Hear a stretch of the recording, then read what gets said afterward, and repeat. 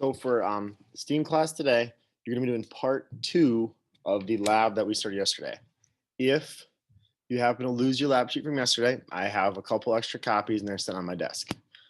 So some important information here for you to know for part two. This document here will also be posted on Canvas. For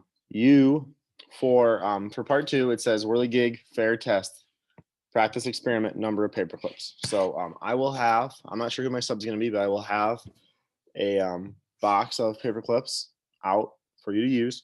Please make sure you are using these paper clips so we can make sure we have a fair test. So we'll just get rolling. So when it says scientist names, please put obviously your group members' names. Then the next blank is your independent variable. So as you can see here on the Google Doc, which you also can find on Canvas, the independent variable is the number of paper clips. The independent variable in any experiment is the variable that we're going to change. So maybe it would be on different experiments, it could be the width of the flaps or the number of flaps, the width of the base. But for our experiment here, the only thing that we're going to change is the number of paper clips. The dependent variable, which is the variable we're testing for, is flight time. So the whole object of this experiment here is to figure out which of the three whirligigs, the whirligig with 0 paper clips, the whirligig with 1 paper clip, and the whirligig with 3 paper clips, has the longest flight time. The next blank is the research question. And as you can see there, you're filling in independent variable and dependent variable. So it's how does the number of paper clips affect the flight time of the whirligig? And then at the bottom of that page, it shows that there's a place to, right down here, there's a place to draw your 3 whirligigs. That's pretty self-explanatory. Also label them.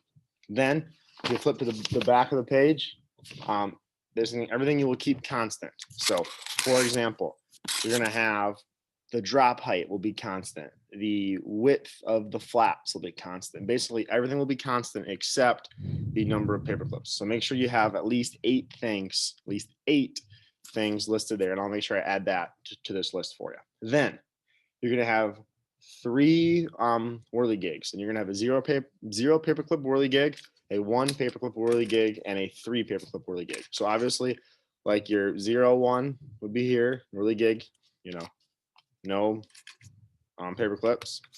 Then when you put your paper clips on, you're going to want to make sure they go on the stem, right where the stem meets the base. So as you can see here, I have my whirligig and I have my flaps, my stem, and my base. It's right where the base and the stem meet, and I want to put on the stem. Then when I get to my 3 whirligigs, I'm just going to stack my paper clips on top, so they're all on here. You are today then going to test your whirligig. So 0. So you take the one with 0 and the one with 3, and you drop them. Okay, and you see which one lands last, and then you record that in this box here. You're going to do that, record the winner. Once you get all the recordings done, you got to answer this last question. The last question is, which whirligig did you discover had the best hang time? Okay, pretty self-explanatory.